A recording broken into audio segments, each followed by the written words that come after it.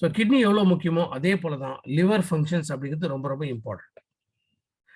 இந்தியாவை பொறுத்த வரைக்கும் ஆல்மோஸ்ட் கணக்கிடப்பட்ட ஒரு மனிதர்கள் எவ்வளோ அப்படின்னு கேட்டிங்கன்னா, கிட்டத்தட்ட 10ல் 5 நபர்கள் லிவர் சம்மந்தப்பட்ட பாதிப்பினால இருக்காங்க. பட் நார்மலா இத போய் டெஸ்ட் பண்ணி பார்த்தா மட்டும் தான் நமக்கு தெரியும். But most of the times நம்ம இத பத்தி எதுவுமே நம்ம செக் பண்றதே இல்ல. ஆனா 10ல் 5 பேர், ஸோ ஆல்மோஸ்ட் 50% இன்னைக்கு லிவர் ஃபங்ஷன்ஸ்னால பாதிக்கப்படுறாங்க.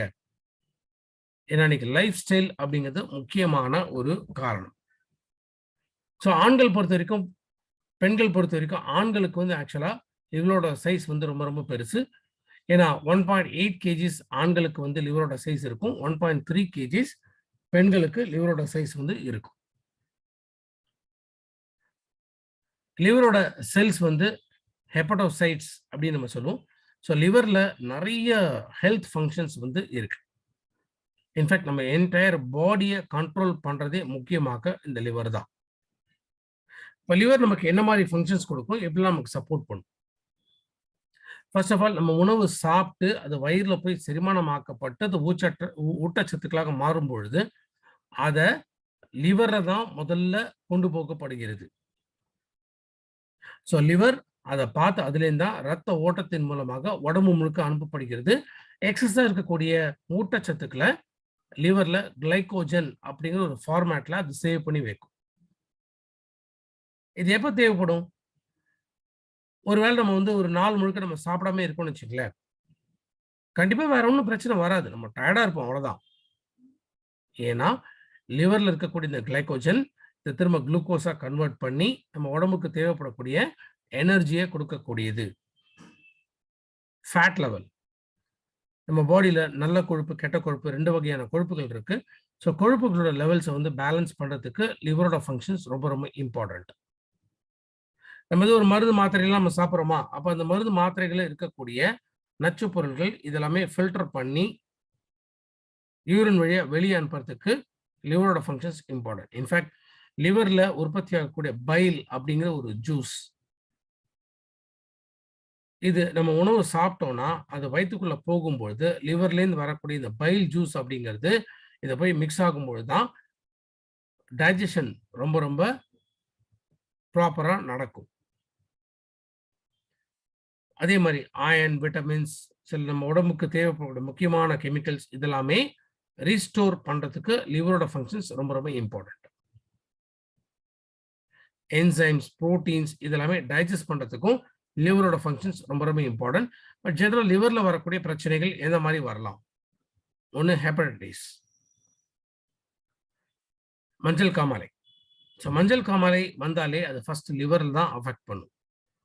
அதுலேயும் முக்கியமாக ஒரு 2 கிரேட் இருக்கு, ஏ அண்ட் பி. அக்யூட்னா ரொம்ப சிவியரா இருக்கு, 6 மாசத்துல பெரிய அளவில் வளரக்கூடிய ஒரு ப்ராப்ளம், அதுதான் அக்யூட் ஹெப்படைட்டிஸ். ரெண்டாவது குரானிக். குரானிக் அப்படின்னு சொன்னா அது லைஃப் லாங் இருக்கக்கூடிய ஒரு ப்ராப்ளம். ஸோ லிவரோட டேமேஜஸ் கண்டினியூஸா இருந்துகிட்டே இருக்கலாம். லிவர்ல எக்ஸஸா கொழுப்பு தங்க ஆரம்பிக்கும் போது அதை ஃபேட்டி லிவர் அப்படின்னு சொல்லுவோம். லிவர்ல லைட்டா கொஞ்சம் வீக்கம் அப்படிங்கிறது ஏற்படும். எதனால ஏற்படலாம்? ரெகுலரா ட்ரிங்க்ஸ் யூஸ் பண்றவங்களுக்கு எக்ஸஸ் ஃபேட் அக்யூமுலேட் ஆகுறதுனால லிவர் வந்து பல்ஜ் ஆகிறதுக்கான சான்சஸ் வந்து அதிகமா இருக்கு. ரெண்டாவது உடல் பருமன். தேவையில்லாத கொழுப்புகள் உடம்புல தங்க ஆரம்பிக்கும் போது இந்த கொழுப்புகள் லிவர்ல போய் தங்க ஆரம்பிக்குது. இதனாலுமே வந்து உடல் பருமன் ஏற்படலாம். லிவரும் பல்ஜிங் ஆகிறதுக்கான சான்சஸ் வந்து அதிகமாக இருக்கு. Fibrosis, collagen. நம்ம கிட்ட ஒரு ப்ராடக்டே இருக்கு, கொலாஜன் அப்படின்னு சொல்லி ஒரு ப்ராடக்டே இருக்கு. இந்த கொலாஜன் அதிகமாகும் போது இது என்ன ஆகுது? லிவர்ல போய் செடிமெண்ட் ஆகும். அப்ப லிவர்ல ஒரு கரை மாதிரி படிய ஆரம்பிக்கிறதுனால லிவர் ஃபங்க்ஷன் வந்து டோட்டலா டேமேஜ் ஆக ஆரம்பிக்கும். இதுதான் ஃபைப்ரோசிஸ்.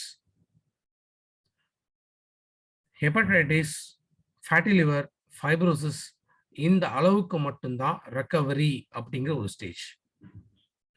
தாண்டி சிரோசிஸ் அப்படின்னா லிவரோட செல்ஸ் ஹெப்படோசைட்ஸ் இது கம்ப்ளீட்டா டேமேஜ் ஆகி டெத் ஆகி இருக்கலாம். ஸோ சிரோசிஸ் கண்டிஷன்ஸ்ல போனவங்களை திரும்ப ரெக்கவரி பண்றது அப்படிங்கிறது ரொம்ப ரொம்ப கஷ்டம். ஸோ லிவரோட ஃபங்க்ஷன்ஸ் டிஃப்ரெண்ட் ஸ்டேஜஸ் அதுதான் இந்த படத்தில் நம்ம பார்க்குறோம். ஃபர்ஸ்ட் நம்ம பார்க்கக்கூடியது ஹெல்த்தி லிவர். இது வந்து ஃபேட்டி லிவர் அப்படின்னா நார்மல் ஒரு லிவரோட சைஸை விட இந்த இடத்துல லிவரோட சைஸ் வந்து இன்க்ரீஸ் ஆகிறது நம்ம பார்க்க முடியுது. கொலாஜன் வந்து லிவர்ல படிய ஆரம்பிக்கிறதுனால இந்த கலர் வந்து அப்படியே டோட்டலா மாறி இருக்கிறத பார்க்க முடியும். எக்ஸ்ட்ரீம் ஸ்டேஜ் இதான் லிவர் சிரோசிஸ். இந்த கண்டிஷன்ஸ்ல தான் லிவர் ஹெல்த். ஸோ என்ன மாதிரி சிம்டம்ஸ் வந்து நம்ம பார்க்க முடியும்? ஒன்று மஞ்சள் காமாலை, இரண்டாவது செரிமான சம்மந்தப்பட்ட பிரச்சனை இருக்கலாம், அனரெக்சியா பசியே எடுக்காது, வாமிட்டிங் ஏதாவது ஒன்று சாப்பிட்டா கூட வயிறு புரட்டுற மாதிரி இருக்கும், வாமிட் வர மாதிரி இருக்கலாம், வயிறு எப்போதுமே ஒரு மாதிரி அப்படியே உபுசமாகவே இருக்கும், திடீர்னு உடல் எடை குறைய ஆரம்பிக்கும், கண்டினியூஸ் ஃபீவர் இருந்துகிட்டே இருக்கும். நம்ம வயிற்றோட அடிப்பகுதியில் கை வச்சு பார்த்தீங்கன்னா அந்த இடத்துல மட்டும் அப்படியே ஒரு மாதிரி ஹார்டாக இருக்கும். ஆர் சம்டைம்ஸ் சில பேருக்கு வந்து ஒரு மாதிரி சாஃப்டாக இருக்கும், கையை வச்சு அமுத்தினா விரல் வந்து அப்படி உள்ளுக்குள்ளே போகும்.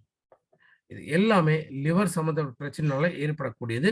அதனால தான் ஆயுர்வேதா காம்பினேஷன்ஸ்ல உருவாக்கப்பட்ட சிரட்டா, குட்கா, பிப்பாலிங்கிறது என்ன நம்ம ரெகுலரா பயன்படுத்தக்கூடிய ஒரு மூலிகை தான். திராட்சை பழமுது இருக்கு, பட் கட்டாயா அப்படிங்கிறது இருக்கு.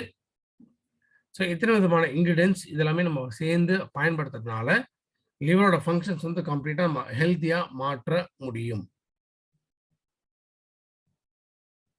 ஸோ லிவர் ஹெல்த் ஒரு நாளைக்கு 2 கேப்சூல், பிகாஸ் 60 கேப்சூல்ஸ் ஒரு டப்பால இருக்கு. So 2 capsule per day after food வந்து எடுத்துட்டு வரலாம். இஃப் அட் ஆல் சிவியர் கண்டிஷன்ஸா இருந்துச்சு அப்படின்னா 3 கேப்சூல் வரைக்கும் எடுக்கலாம். பொதுவா அல்சர் இருக்கிறவங்க, பிரெக்னன்ட் லேடிஸ் இருக்கிறவங்க